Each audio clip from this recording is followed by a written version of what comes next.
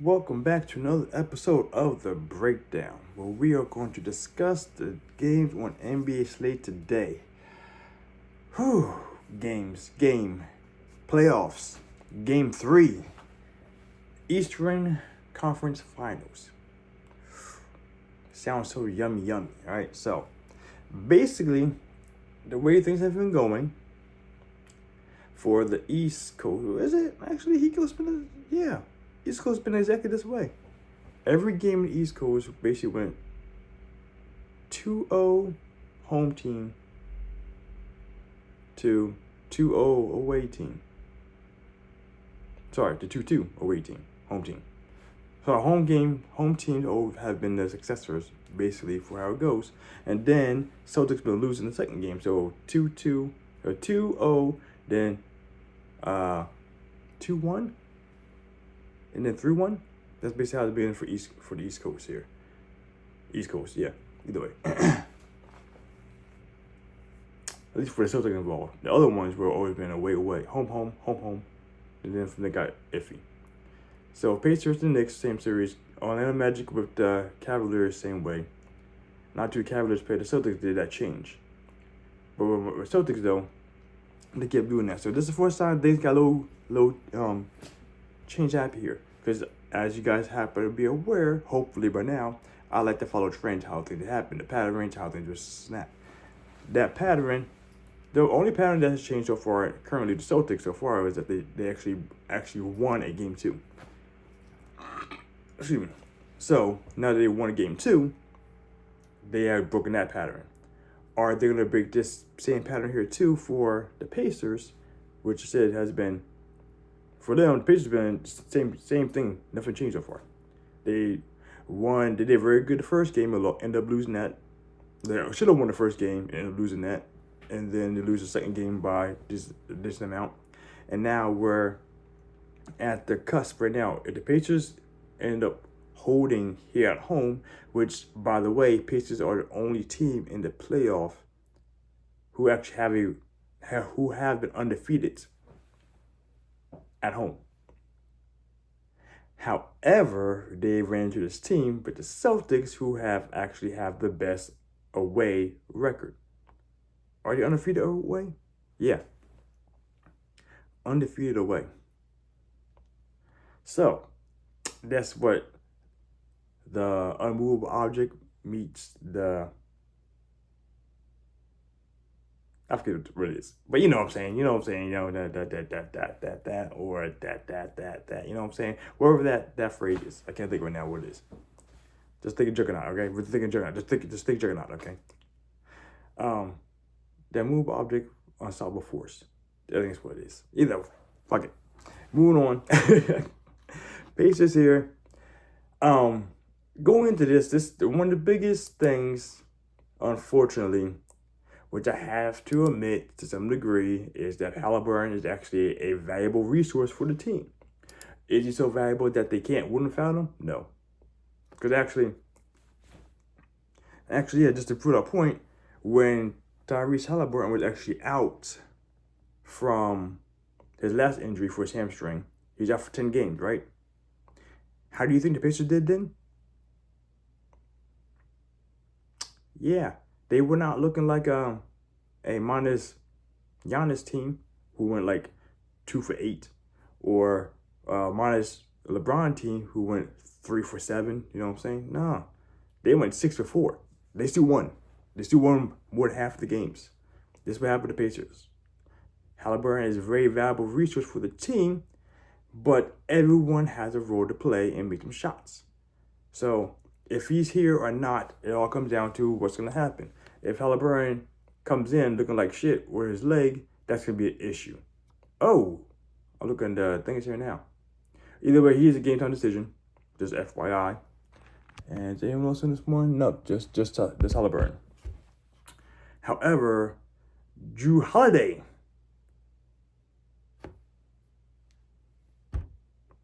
is a game time decision now. He is sick. Let's click on it and see what it says here. Jrue Holiday is officially listed as questionable with a non-COVID illness.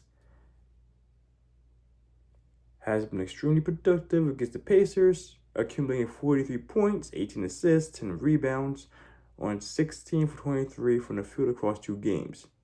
He will still likely give it a go Saturday. However, if he is unable to, Peyton Pritchard and Sam Hauser are both candidates for more playing time. I mean, Pritchard, yeah, he's a little problem for her.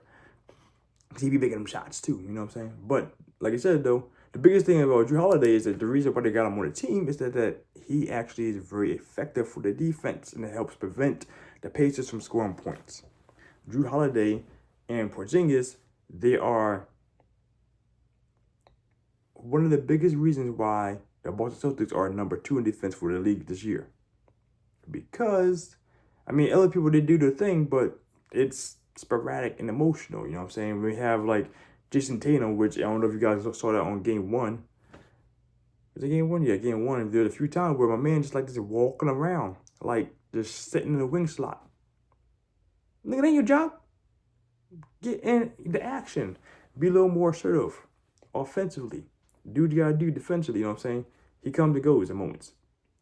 And is that gonna happen this game? No clue. We never know what's gonna happen with Jason Tatum, if he's gonna show up or not. And at home, things are a little different.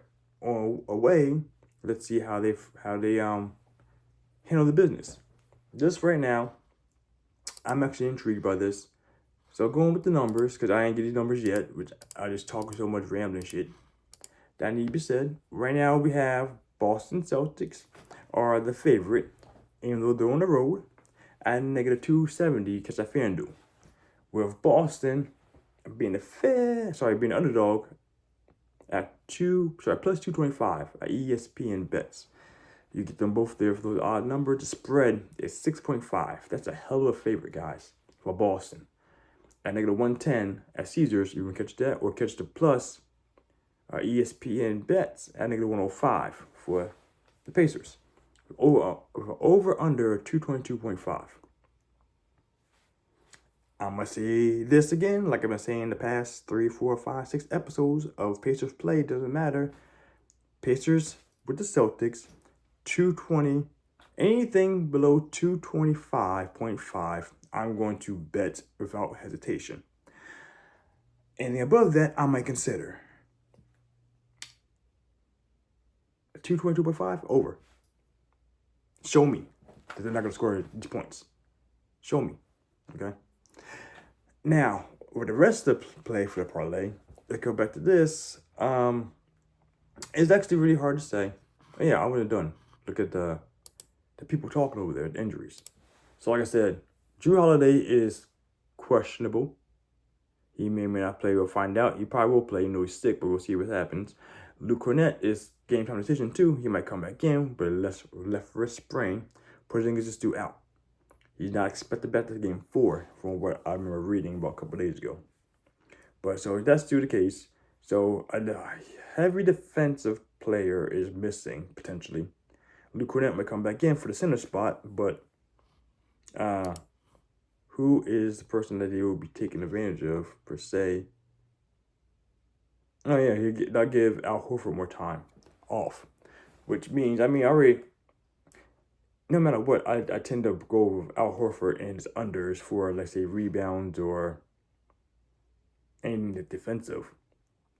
But even points.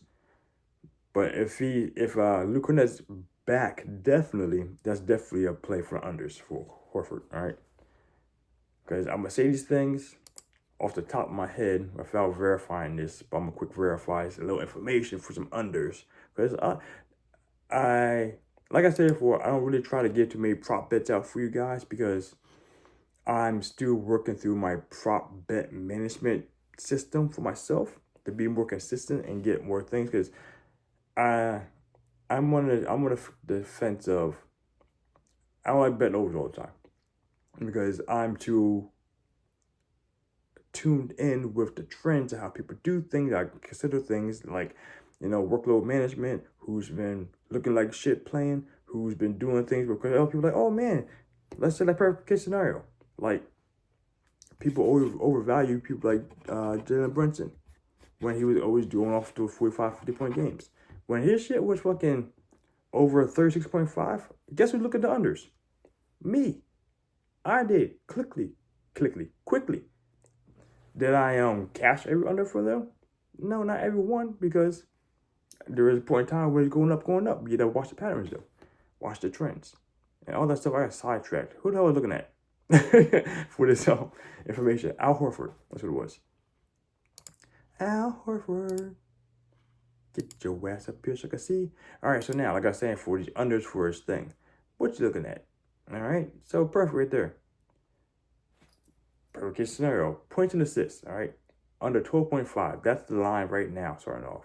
They're open at 12.5. Open at 12.5. Alright? So right now, he is 80% success. 80% success rate over the past 10 games. This is what I look for Horford for. Let me down. I mean, he has 2 games. One against Cleveland, one against Indy. When that situation there, he had, let me look at his time. He played more time. So he got more opportunities to do more things. He got a little more potential assists. He got 4 more field goals. He took 15 shots both games. So, yes, I imagine that'd be the case where he will probably go over those games. You know what I'm saying? But every other game, his next high is 9 for next 10. You know what I'm saying? So, like I said, people like, Al Horford, I tend to look at for unders. Unless there's some anomaly coming out where I feel something's going to happen. But yeah, just FYI, like I said, I'm not committed to anything. I'm not trying to throw it out there to sway you guys. But if you want to add it to your parlay, which I'm talking about right now, consider it be a 1. I'll be looking towards 12.5 points and assists, under. Yeah, good job, Horford. But all that being said, though, like I said, this one comes down to, since I'm trying to stray away from that at the current moment. Next year, I'll be doing this. I'll be doing more props consistently for you guys. But right now, though, definitely over. I mean, you can do it right there if you want. If you put that prop right there, that 12.5 point and assist for Al Horford under, we'll compare the partied up with the 222.5 over. There you go. And after that, that one should be like a near lock. That little play right there, and then go over to the next one, which would be, who's going to show up? Is Boston going to show up this game on away? Which, like I said, they had the best away record. And sorry, were they undefeated though? Away for the postseason? I believe I said that. Yeah.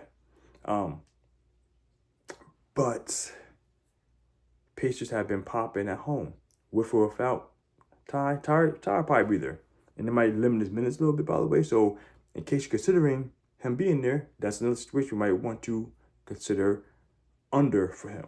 And if you put the under pregame, they just avoid a bet, point blank period.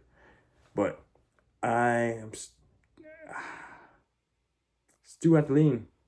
Boston is still the better team by far. I'm not gonna knock that whatsoever. But home game, Pacers, I still have my bets for 4-2. Celtics have to show me that my bet's wrong. I'm doing the money line paired with the 222.5 with maybe, fuck it. I'm for Horford too. I'm gonna do it now. So that 12.5 points and assists under Horford with the 222.5. Also consider the fact that Luke Cornett could be back in the game. That would be a higher chance of that happening for the under. And the money line. You guys should do the plus 6.5 for Indy. You guys probably do that one. That's safer. The safer bet there. But I'm going to go with this money line. Just FYI. So, 3-leg parlay. You leave that 2. Parlay for the day. For you guys. Plus 6.5 spread Indy with the 222.5. That right there. Not quite the lock. The Horford with the over 222. That should be a lock right there. But, like I said, I'm going to do 3 because, fuck it, why not? Just a couple dollars. Just a unit play, you know what I'm saying? Turn the unit into 6 units probably. Good play plus 600. So, that right there, Indy should be winning this one. But how confident are we going to see? We'll find out Like I said, you guys should do the plus 6.5 with the 222.5. That's the play. Horford, if you want to do that or not, that's up to you guys. And let's go out there and make this money, guys. Gamblers grind. Hope you guys are happy. Make your grinds today. Make a little bets today. I can't my fucking shit. I'm getting too old for this. Happy gambling grinders. Make a wish out. Boop.